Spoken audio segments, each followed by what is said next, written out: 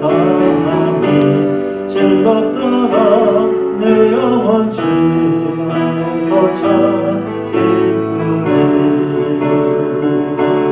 내 영혼아 주님을 송축하라. 내 영혼아 주님을 찬양하라.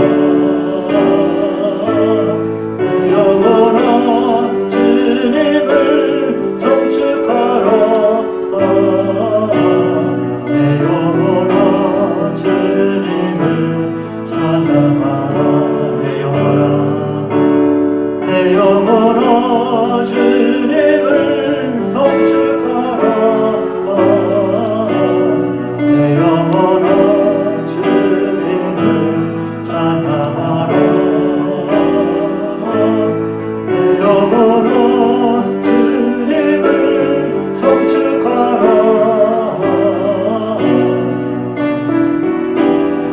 주님을 찬양. 한 번 더. 내 영혼아 주님을, 내 영혼아 주님을 송축하라. 내 영혼아 주님을 찬양하라.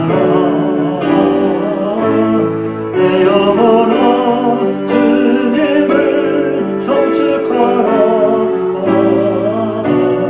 내 영혼아 주님을 찬양하라.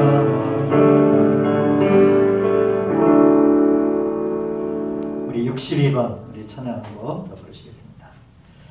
눈을 들어 영광의 왕을 보라. 우리 미리 연습한 곡은 아닌데 한번 쳐보세요.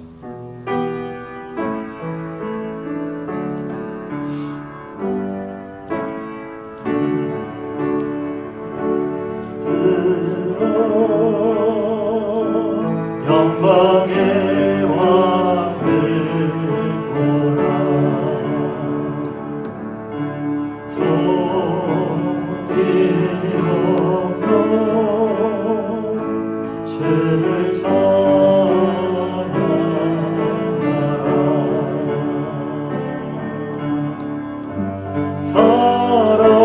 사랑해요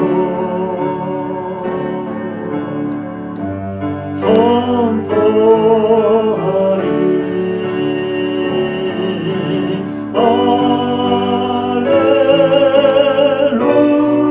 할렐루야.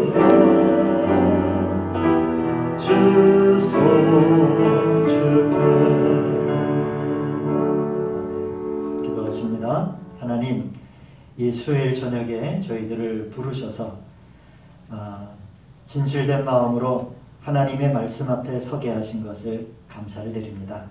오늘 우리가 함께 나누는 이 말씀이 우리의 삶의 빛이 되게 하시고 또한 우리 인생의 생명의 능력이 되는 체험이 있게 하여 주시옵소서.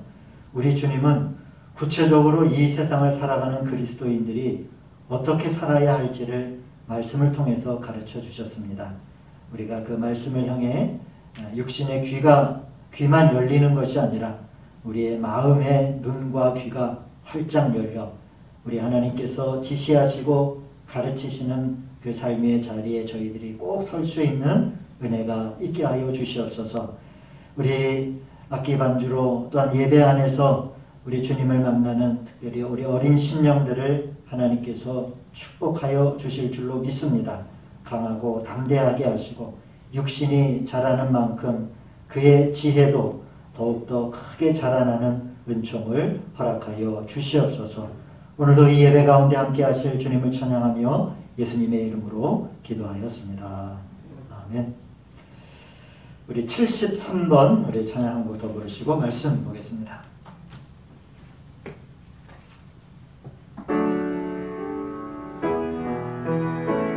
선한 목자 되신 우리 주, 조금 빨리. 선한 목자 되신 우리 주는 항상 인도하시고 방초 동산 좋은 곳에서 우리 먹여주소서. 선한 목자 구세주여 항상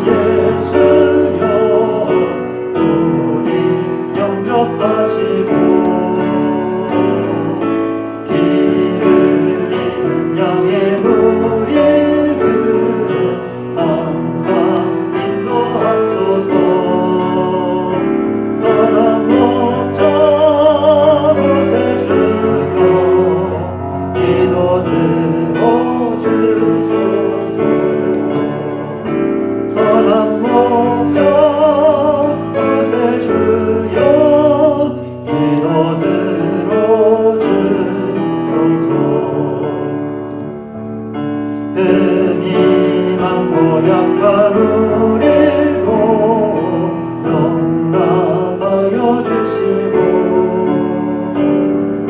주의 넓고 크신 은혜로 자유 얻게 하소서. 아멘. 선한 목자 구세주여 지금 나아갑니다. 선한 목자 구세주여 지금 나아갑니다. 일찍 주의 뜻을 따라서 살아가게 하시고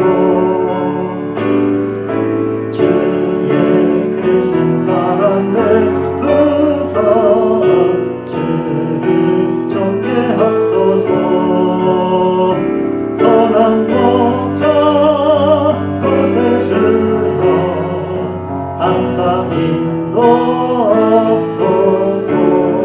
아멘. 선한 목자 구세주여 항상 인도하소서. 아멘. 성경 말씀 요한일서 1장 9절의 말씀입니다. 함께 있습니다. 만일 우리가 우리 죄를 자백하면 그는 미쁘시고 의로우사 우리 죄를 사하시며 우리를 모든 불의에서 깨끗하게 하실 것이요. 아멘. 자, 우리 옆에 계신 분들과 서로 인사합시다. 사랑하고 축복합니다. 네, 맞습니다.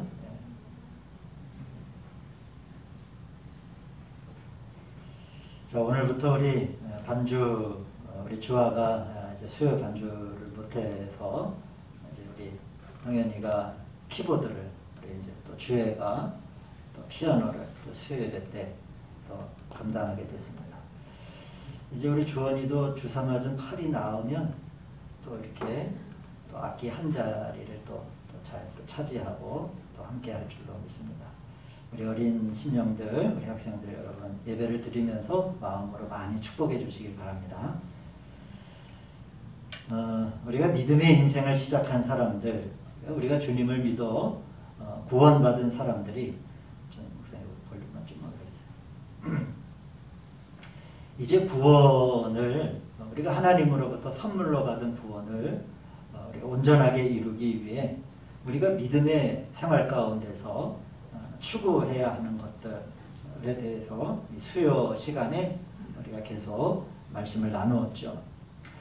그러니까 여러분들이 함께 이 말씀을 나누며 마음속에 좀 가지고 있어야 할 한 가지 태도가 뭐냐면, 주님께서는 우리 그리스도인들이 취해야 하는 경건한 삶이라고 하는 것은 어떤 그 이데아, 어떤 그 이상의 문제가 아니라는 거예요. 우리 구원받은 그리스도인들이 취할 경건한 삶은 오늘을 살아가는 우리들의 생활 속에서 구체적으로 실현 가능한, 실제 가능한 삶을 우리 주님이 요구하신다라고 하는 겁니다. 그러니까 멋진 신앙 고백문을 쓰는 것만이 아니라, 그것도 좋지만은 오늘을 살아가는 내가 나의 밥상 앞에서, 사람을 만나는 자리 앞에서, 또 관계하는 모든 관계 안에서 실제 가능한 한 그러한 경건한 삶을 살라고 하시는 거죠. 만일 주님께서 우리 사람의 능력과 힘으로 할 수 없는 것들을 하라고 말씀하셨으면 그거는 모순이 되는 거예요. 여러분, 우리는 할 수 있는 것과 할 수 없는 것을 혼동하기가 쉬운데, 여러분 예를 들면 우리는 우리 자신을 구원할 수 없어요. 그건 우리가 할 수 있는 일이 아니에요. 또 우리 자신에게 성령을 선물로 줄 수도 없어요. 우리가 그거는 할 수 없는 일이에요. 하나님께서는 우리에게 경건한 삶을 살면서 이러한 요구를 하시는 게 아니라 할 수 있는 것들에 대한 요청을 우리 주님은 하신다라고 하는 것이죠. 그래서 예를 들면 하나님께서는 우리 안에 할 수 있는 것들을 말씀하시면서 생명과 능력을 넣어주시고 성령으로 우리를 충만케 하실 때 비로소 우리는 할 수 있는 사람이 되고, 또 할 수 있는 일들이 비로소 그때야 보이기 시작을 하는 겁니다. 왼뺨을 맞으면 오른뺨을, 겉옷을 달라 하면 속옷을, 그리고 오리를 가자 하면 심리를 가는 것은, 이것은 육신의 생명 안에서는 할 수 없는 일들이에요. 또 못할 수도 있어요. 그러나 믿음 생활을 한 뒤에 우리 안에 하나님께서 당신의 거룩한 생명과 능력을 넣어주셔서 우리가 그 능력을 붙들고 의지한다면 이 육신의 생명을 가지고 있을 때는 할 수 없는 일들이 그 하나님의 능력과 생명 안에서는 할 수 있는 일들로 바뀌어지게 되는 거예요. 하나님의 말씀은 후자인 거죠. 후자. 그래서 우리에게 경건한 삶에 대해서 이야기하시는 것은 다 뭘 기반으로 하냐면 우리 하나님의 거룩한 영의 생명이 우리 안에 주입되고 그 생명의 거룩한 능력을 가질 때에 비로소 우리가 할 수 있는 것들에 대한 이야기를 하게 되는 거죠. 즉 이것은, 그래서 제가 구원받은 뒤에, 우리가 거듭난 뒤에 이제 우리가 믿는 그리스도인으로 필히해야 되는 그러한 일들에 대해서 말씀을 나눈 거죠. 그래서 여러분, 우리 빌립보서 2장 12절을 보시면 항상 복종하여 두렵고 떨림으로 너희 구원을 이루라 하신 말씀을 우리 성도님들이 기억하시지요. 항상 우리가 복종하며 우리가 두렵고 떨리는 마음으로 하나님께서 우리에게 요청하신 그 그리스도인으로서의 거룩한 삶의 지점에 우리가 어떻게 다가설 것인가, 이런 치열한 자기 영적인 고민과 때로는 그런 몸부림들이 우리 가운데 있어야 한다는 겁니다. 이렇게 구원을 이루는 삶을 사는 것은 자신을 부인해야 하기 때문에 우리 모두에게, 육신의 제한을 가진 저나 여러분들에게 아마 쉬운 그런 길은 아닐 겁니다. 그러나 그 어려움이라고 하는 것은 우리로 하여금 낙담케 하기 위해서 우리에게 그 어려움을 알게 하신 것이 아니라 이제 우리에게 도전을 주고 또 우리를 일으켜 내가 내 힘으로는 되지 않으니 더욱더 기도와 간구하는 자리를 통해서 내가 더 주님을 의지하며 구원을 이루는 삶을 살아야겠구나 라고 우리가 그 잔잔한 우리의 신앙생활 속에서 우리가 또 다짐하고 다짐하는 것 아니겠습니까? 그래서 이렇게 실제 가능한 삶을 살기 위한 믿음 생활을 시작한 뒤에 그 요소들을 우리가 하나하나 살펴본 거예요. 처음 여러분 기억하시는지 모르겠어요. 우리가 믿음 생활을 한 사람들이 가장 처음 함께 더 깊이 새기고 묵상해야 하는 요소가 세례에 대해서 제가 말씀을 드렸습니다. 한번 제가 이제 이 12월 달 안에 주제를 가지고 하는 것을 마감을 하고 또 이렇게 녹화를 하는 것도 이제 마치려고 합니다. 이제 하지 않으려고 하니까. 그러면서 지난 우리 수요예배 시간 동안 우리가 무엇을 공부해왔고 무슨 말씀을 나누었는지 한번 제가 주제를 쭉 설명드려 볼 테니까 한번 우리 성도님들이 한번 떠올려 보시고 되짚어 보시기를 바랍니다. 첫 시간을 우리가 세례에 대한 이야기를 했습니다. 믿는 사람이 왜 세례를 받았는가, 세례라고 하는 게 뭔가. 두 번째는 이 세상이라고 하는 게 뭐냐에 대한 이야기를 나눴어요. 세상에 대한 이야기는 성경에 많이 나오는데 우리가 그리스도인이 세상과 하나님의 나라를 구별하여 살지 못하니까 마치 세상 안에 있으면서도 나는 온전한 것 같이 여기는 이런 모순된 우리들의 그런 신앙의 삶의 자리들이 있단 말이에요. 또 세 번째로는 교회를 다닌다라고 하는 게 뭐냐. 네 번째는 성경 읽기의 중요성에 대해서 말씀을 드렸습니다. 어떻게 우리가 성경을 읽어야 되는가. 다섯 번째는 헌신이란 무엇인가에 대해서 말씀을 나눴고요. 여섯 번째는 기도는 어떻게 해야 하는가. 그 기도의 종류와 합당한 기도와 교통에 관해서 말씀을 나눴어요. 일곱 번째는 주의를 지키는 것이 왜 필요한가. 주일에 우리가 해야 할 일들에 대해서. 여덟 번째는 찬양의 능력에 대해서 배웠습니다. 왜 믿음 후에 믿음 생활을 시작한 사람은 반드시 이 찬양하기를 배워야 하는가. 아홉 번째는 간증에 대한 이야기를 나눴어요. 우리가 반드시 왜 간증을 말할 수 있는 사람이 되어야 하는가에 대해서. 열 번째는 전도의 중요성에 대해서. 11번째는 구원받은 뒤에 죄의 문제에 대해서 이야기를 나눴습니다. 우리가 다 구원을 받았지만 구원파들은 구원을 받은 뒤에는 죄가 아무런 문제가 없다라고 하는 게 교리의 중심이지만은 우리는 그렇지 않아요. 우리는 날마다 주님께 나와 나를 자복하는 태도가 필요한데 그 구원받은 사람들이 그 구원받은 후에 죄의 문제를 어떻게 처리할 건가? 두 번째로는 12번째로는 하나님 앞에 자백하는 게 뭐냐? 13번째로는 믿음의 진보와 성장이 필요하다라고 하는 말씀. 14번째는 그리스도인의 마땅한 반응에 대한 이야기를 하면서 우리가 어떻게 하나님의 말씀을 들은 뒤에 어떤 반응들을 가져야 하는가. 15번째는 새로운 법이 우리에게 필요하다. 그러니까 옛 율법이 아니라 새로운 영의 법에 대해서 말씀을 나눴어요. 16번째로는 죄에서 해방되는 문제에 대해서 17번째는 주님을 본받는다라고 하는 건 뭔가? 우리가 그런 얘기 많이 하잖아요. 주님을 본받아서. 18번째는 생명의 여러 단계에 대한 말씀을 나눴습니다. 19번째는 하나님의 음성을 듣는다. 이런 얘기 종종 왕왕하는데 하나님의 뜻을 구하는 것에 대해서 나누었고요. 그래서 이 19번째 하나님의 뜻을 구하는 것에 대해서는 첫 번째, 아주 간단하게 얘기를 하면은 첫 번째는 우리가 성령님의 인도가 있어야 된다. 그리고 두 번째로는 성경의 확증이 있어야 된다. 세 번째로는 환경에 안배가 있어야 된다. 그리고 네 번째로는 교회에 확증이 있어야 된다. 제가 이 말씀을 나누고 나서 곧바로 실천한 부분이 있습니다.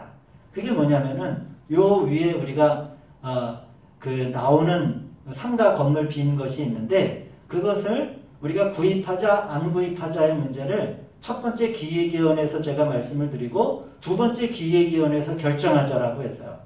성도님들은 어떻게 제가 이제 그래서 기획위원을 하면서 기도들 하고 오셨습니까? 라고 이렇게 물었는데 저는 하나님의 뜻을 구하는 이 법을 한번 온전하게 실천을 해보았어요.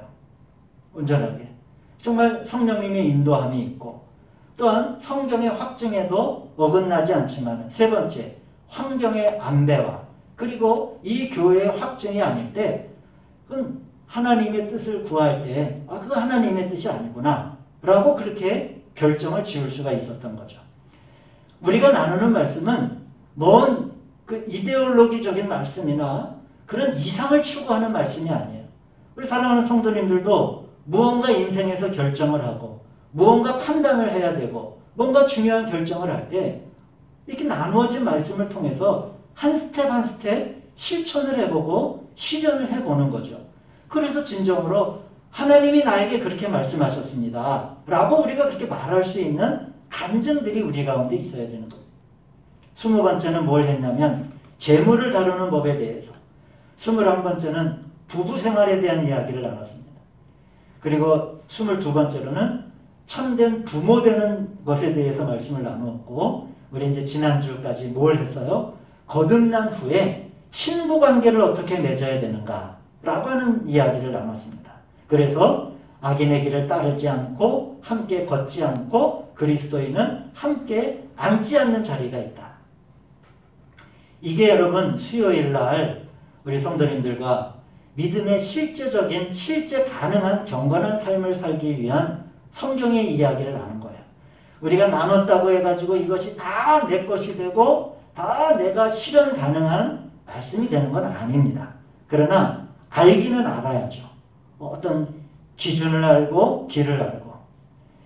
자, 제가 이 23번째 주제까지 말씀을 드리면서 성도님들 어떤 생각이 좀 드셨나요? 저는 이런 말씀을 필히 그리스도인들은 함께 나누고 숙고하고 깊이 묵상해야 한다라고 생각을 합니다. 사실 제가 우리 팬데믹 시절에 이 경우가 더해졌지만 주일날 20여 분에 제가 원고지로 이 A4 용지로 4장에서 5장 정도의 말씀 나눔으로 사실 우리가 신앙의 훈련들을 하고 신앙의 가치들을 온전하게 발견한다라고 하는 건 사실 그건 불가능한 일이라고 저는 생각을 해요. 우리가 그래서 항상 기도하고 항상 주님의 말씀을 주야로 묵상하는 이런 삶의 자리가 없이 우리가 신앙생활 할 때 여러 어려움들이 아마 있을 겁니다. 그러기에 우리가 그러한 자리에 서지 않도록. 그래서 저는 항상 목회적 고민과 갈등이 있습니다. 우리가 말씀 안에서 만나야 되는데 하는 그 다음이 관계의 만남이거든요. 먼저 하나님의 말씀 앞에서 만나야 되는데 라고 하는 그러한 또 저의 소망들이 있습니다. 오늘을 포함해서 한 4번 정도 이런 주제를 가지고 남았는데 좋은 주제를 우리 성도님들과 함께 잘 전달할 수 있기를 바랍니다. 오늘은 용서에 관한 부분에 대해서 말씀을 나누도록 하겠습니다. 우리 사회적으로 전직 대통령이 얼마 전에 전두환 대통령이 죽으면서 이 용서에 관한 부분이 사회적인 이슈가 되기도 했죠.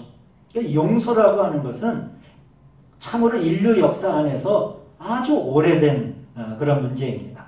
뭐 그런 국가적인 큰 용서의 그런 논쟁거리 말고도 얼마나 소소하게 우리가 이 용서라고 하는 이 문제는 우리 삶에 여러분 아주 기묘하게 우리의 삶의 주변을 맴맴 도는 그런 문제 아닙니까? 여러분 한번 말씀드린 적이 있지만 예전에 전도연 영화배우가 주연한 밀양이라고 하는 영화 이 원작이 이청준 소설가의 벌레 이야기가 원작이죠. 이 이야기는 80년대 초에 이 이청준이라고 하는 소설가가 이 벌레 이야기를 써야겠다라고 마음먹은 실제 사건이 있습니다. 80년대 초에 마포의 한 고등학교 체육선생이 제자를 유괴하고 살해하는 일이 우리나라에서 일어납니다. 그리고 사형 선고를 받아요. 이 체육선생이. 그런데 이 체육선생이 사형 선고를 받은 뒤에 기독교에 귀의하여 마음이 평안해졌다라고 하는 것을 신문지상에서 이 소설가가 보고 이 사건을 동기로 이 벌레 이야기를 쓰게 된 겁니다. 여러분 한번 제가 간단하게 설명을 드리면 초등학교 4학년으로 올라간 아이 아람이가 유괴되어 살해가 되죠. 실종 후 2달도 넘은 날에 아람이는 끝내 학원 근처의 건물 지하실 바닥에서 시신으로 발견되죠. 수사 끝에 그 학원 원장인 김도섭이라고 하는 자가 범인으로 밝혀집니다. 이 아이의 엄마는 영화배우에서는 전도연이죠. 너무 괴로워요. 그러나 주변에 있는 김 집사의 인도로 교회를 다닙니다. 인도한 김 집사는 이제 그 범인을 잡혔으니까 사형 선고를 받았으니까 용서해야 된다라고 하는 용서에 대한 강요를 계속 주변을 맴돌면서 합니다. 그러나 이 아이의 엄마는 내가 그럼 직접 교도소로 범인을 찾아가서 나의 직접적인 용서를 확인시켜 줘야 내 마음이 편하겠다 그렇게 이야기를 해요. 자기 아이를 죽인 범인을 면회를 하죠. 아이의 엄마가 그러나 내가 마음 먹었던 용서를 범인에게 확인시켜 주기 전에 김도섭이라고 하는 이 학원 원장은 주님의 이름으로 나의 모든 죄가를 참회하고 그 주님의 용서와 사랑 속에 마음의 평화를 누리고 있다라고 얘기를 해요. 한술 더 떠서 이제 사후 신장과 이 안구를 기증할 약속까지 해두고 있었던 상태였습니다. 김도섭은 그것으로 주님의 사함을 받았다고 믿고 있었고 따라서 아주 평화로운 마음으로 죽을 날을 기다리고 있었어요. 이와 아이 엄마는 기독교에서 얘기하는 용서라고 하는 게 뭐냐? 깊은 갈등을 하게 되는 거예요. 이듬해 김도섭은 사형이 집행이 되죠. 그 소식과 그리고 라디오에서 흘러나오는데 그가 마지막으로 남기고 말을 라디오 방송으로 들었던 이 아이의 엄마는 이틀 뒤에 약을 먹고 유서 한 장 남기지 않고 스스로 목숨을 끊어버립니다. 여러분 이만큼 한 소설이기도 하지만은 이 용서라고 하는 기독교에서 얘기하는 이 용서라고 하는 것은 아주 쉬운 문제가 아니에요. 그리고 정리하기 어려운 부분이기도 합니다. 자, 그래서 오늘 그러면 성경은 용서를 어떻게 접근하는가? 한번 우리가 용서를 나의 감정의 문제로만 국한시키지 말고 어떤 윤리적인 문제가 아니라 성경에서는 이 용서를 어떻게 접근하는가라고 하는 것을 한번 나누도록 하겠습니다. 성경엔 4가지의 다른 용서가 있습니다. 그것을 붙여 좀 이름을 붙이자면 이렇게 이름을 할 수 있을 것 같아요. 첫 번째로는 영원한 용서, 그리고 두 번째로는 교회를 통한 용서, 그리고 세 번째로는 교통의 용서, 그리고 네 번째는 행정적인 용서로 이름을 좀 붙여서 말씀을 드리고자 합니다. 첫 번째, 영원한 용서. 자, 이 영원한 용서라고 하는 것은 저와 여러분들이 다 받은 용서예요. 그게 뭡니까? 구원받게 하심을 가능케 한 하나님의 용서를 말하는 거예요. 그 영원한 용서하심을 통해 저와 여러분들은 사망과 죄의 자리에 있을 신분이 바뀌게 되는 거예요. 그게 바로 영원한 용서. 그리고 그 용서는 취소될 수 없고 누군가에 의해서 지우개로 지워지는 용서도 아니에요. 내가 부인한다고 없어지는 용서도 아니에요. 하나님의 영원한 용서가 성경 안에 있습니다. 우리 누가복음 24장 47절을 보시면은 또 그 이름으로 죄사함을 받게 하는 회개의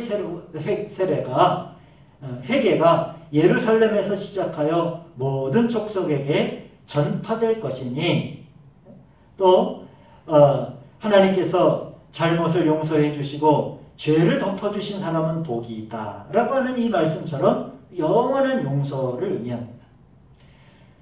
바로 하나님께서 단번에 저와 여러분들의 죄를 용서하셨기 때문에 우리의 죄는 저 큰 바다에 던져지고 깊은 웅덩이에 던져져서 이 죄가 다시는 보이지 않아.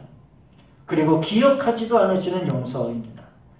이것이 우리가 저와 여러분들이 구원받을 때 체험한 용서이고 하나님 앞에서 사람의 어떤 죄도 남지 않는 그런 용서를 말합니다. 자, 두 번째로는 그러나 이러한 용서만 있는 것이 아니라 성경에는 교회를 통한 용서에 대한 말씀이 있습니다. 우리 한번 성경을 찾아보겠습니다. 요한복음 20장 22절.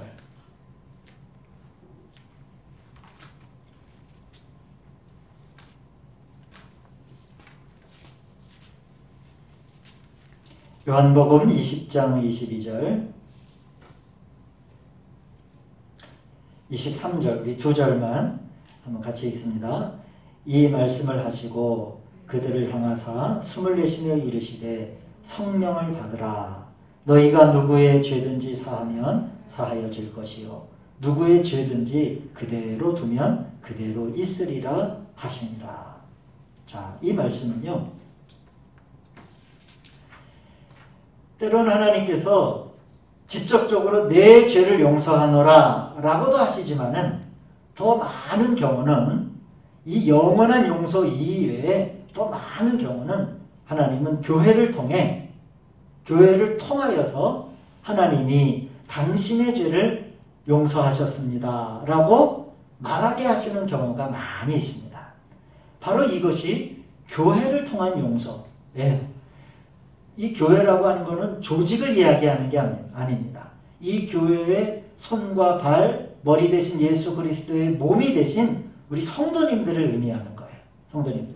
그래서 오늘 성경 말씀에 너희가 누구의 죄든지 용서해 주면 그 죄가 용서될 것이요 라고 할 때 너희가 바로 교회. 그 사람 성도님들이 다 하나님의 성전 아니에요? 여러분들이죠. 그런데 이것은 이제 캐톨릭이 가지고 있는 고해 성사와는 전혀 다른 개념입니다. 이건 그 교리적으로 뿌리가 다른 이야기를 제가 하는 거예요. 그런데 여러분 말씀을 잘 보시면 바로 우리가 죄를 용서할 권한을 우리에게 주셨는데 그 교회를 통한 용서의 근거가 교회를 향해 우리 주님이 먼저 우리에게 주신 라이센스가 있어요. 그 라이센스가 뭐냐면 숨을 내쉬며 성령을 받으라. 예, 성령을 받으라. 우리 22절의 말씀. 숨을 내쉬며 이르시되 성령을 받으라. 그 뒤에 나오는 말씀이 너희가 누구의 죄든지 사하면 사하여질 것이요 라고 하는 말씀이 이어지는 겁니다. 그러니까 이 22절과 23절의 말씀은 결코 잘라서 읽으면 안 돼요. 이게 우리의 용서의 근거는 목살에서, 신불에서, 제도가 그렇기 때문에가 아니에요.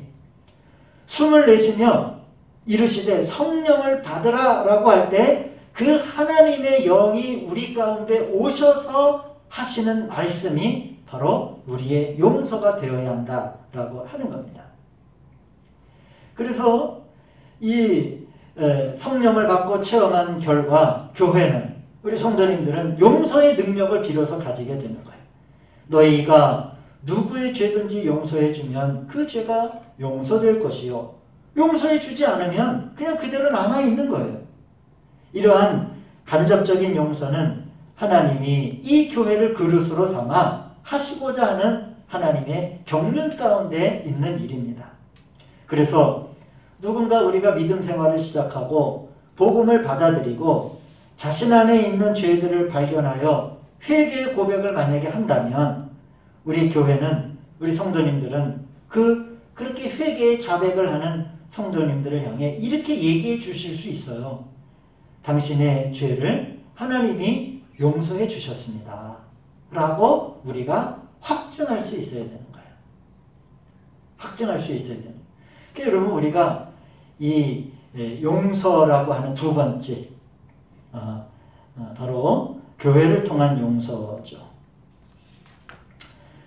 그리고 한 가지만 좀 더 하고 말씀을 마치겠습니다. 교통의 용서에 대해서 오늘 우리가 읽은 이 이제 복음 요한 1서의 말씀이라고 할 수 있습니다. 7절을 보시면 하나님께서 빛 가운데 계신 것과 같이 우리가 빛 가운데 살아가면 우리는 무엇을 가지게 되어 서로 사귐을 갖게 되고 하나님의 아들 예수의 피가 우리를 모든 죄에서 깨끗하게 해주십니다. 자, 여기서부터는 구원을 받을 때의 용서도 아니에요. 또 그리고 하나님 성령님으로부터 위임받은 교회의 용서도 아니에요. 자, 이는 주님을 믿고 하나님의 자녀가 된 사람에게 필요한 용서의 부분입니다. 그리스도인이 된 후에 우리가 때로 득죄를 한다면 즉각적으로 하나님과 그리고 형제 자매들과의 교통의 문제가 발생을 합니다. 그러니까 죄의 가장 큰 표현은 뭐예요? 하나님의 부재예요. 그러니까 죄라고 하는 것은 하나님의 부재예요. 그러니까 죄를 우리는 어떤 행위의 문제로 생각하기 쉽잖아요. 나쁜 짓을 하고, 나쁜 말을 하고, 나쁜 행동을 품고. 그게 아니라 성경에서 이 죄를 정의하는 가장 폭넓은 정의는 하나님의 없음이 바로 죄입니다. 그러니까 하나님이 없음이 죄라고 하는 의미는 다른 의미로 그것이 아무리 이 세상 사람들이 인정하는 모임이고 아름다운 모임이고 가치 있는 모임이라고 할지라도 그 자리가 하나님이 부재하면 죄의 자리가 된다는 거죠. 그래서 죄가 하나님과의 부재여 단절이기 때문에 우리가 예수를 믿은 다음에 우리가 어떠한 죄를 득죄하게 된다면 가장 처음 먼저 나타나는 게 이 교통의 단절입니다. 가장 먼저는 하나님과의 나와의 교통이 단절이 되고 두 번째로는 형제 자매와의 사이에 이러한 교통의 문제들이 생기기 시작을 해요. 자, 이거 제가 오래전에 한번 성도님들 말씀드렸는데 기억나시는가 모르겠어요. 예를 들면 엄마가 외출을 하면서 우리 주혜한테 주혜야, 엄마 아빠가 나갔다 올 테니까 여기 있는 요 꿀단지 퍼먹으면 안 돼 라고 이야기를 하고 나갔어요. 주혜가 너무 꿀단지가 먹고 싶어가지고 꿀을 막 퍼먹어서 반만 남았어요. 웃겨요?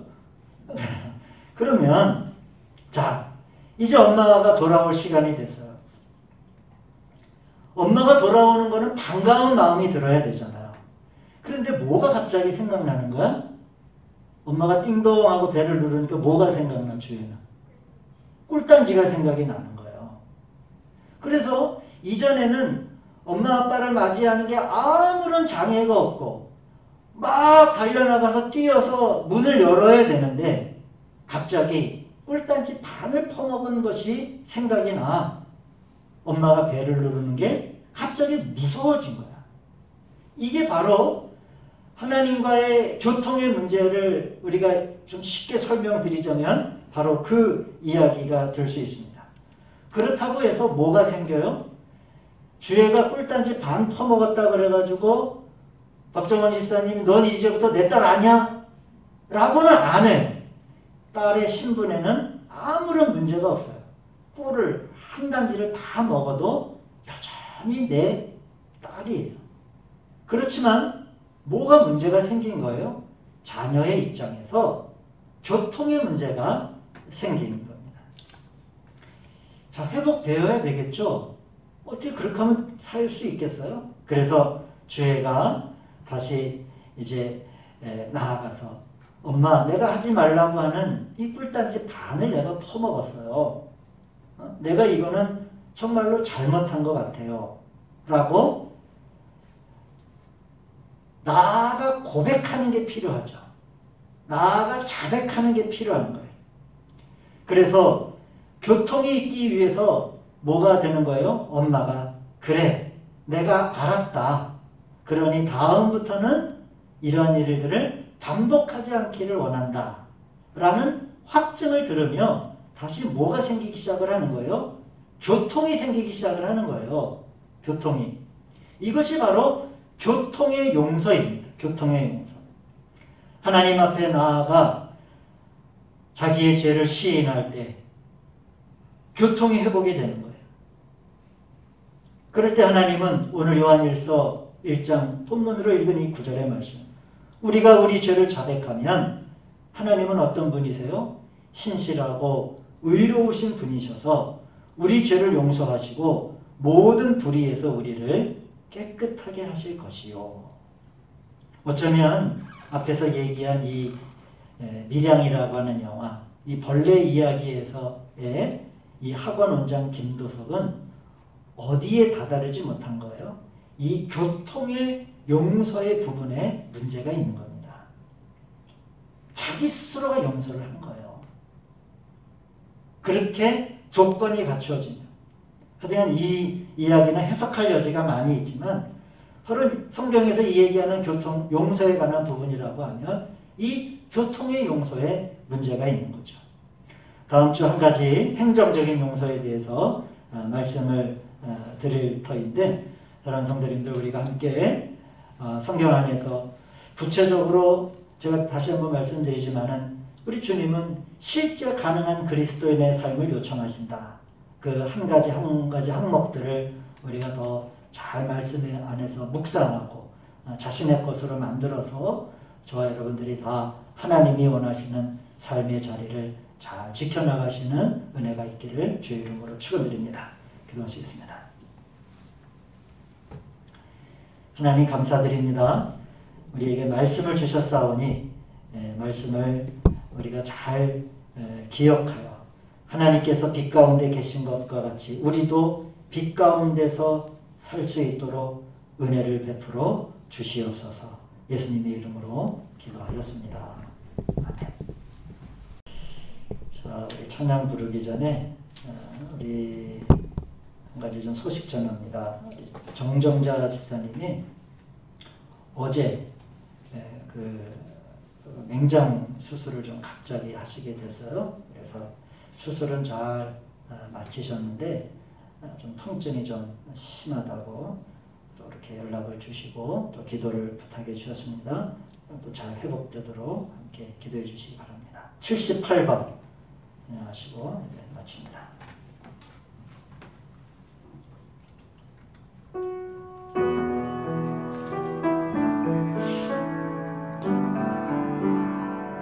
예수 그 이름 예수 그 이름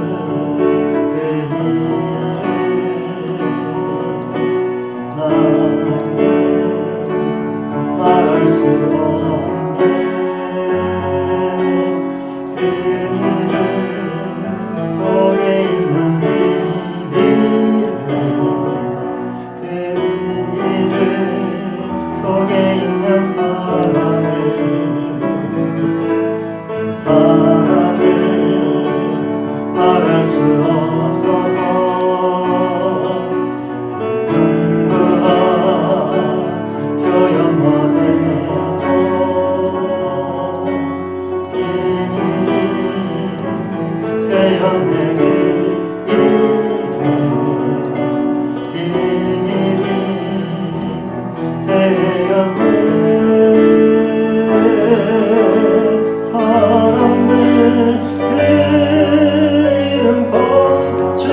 십자가에 버린 돌처럼 버려지만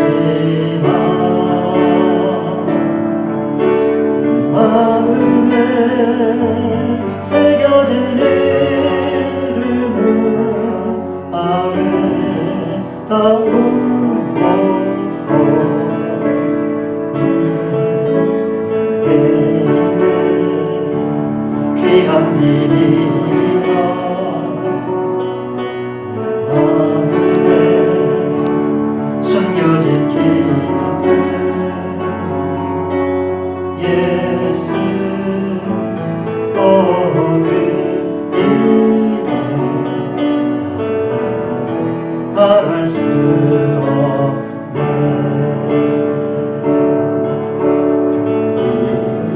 그 이름의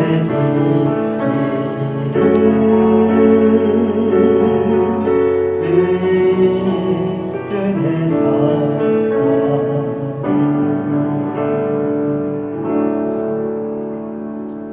하늘에 계신 우리 아버지여 이름이 거룩히 여김을 받으시오며 나라가 임하옵시며 뜻이 하늘에서 이루어진 것 같이 땅에서도 이루어지이다. 오늘날 우리에게 일용할 양식을 주시옵고 우리가 우리에게 죄 지은 자를 사해 준 것 같이 우리 죄를 사하여 주시옵고 우리를 시험에 들게 하지 마시옵고 다만 악에서 구하시옵소서.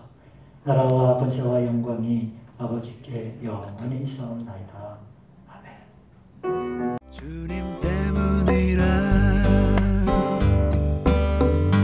내가 살아가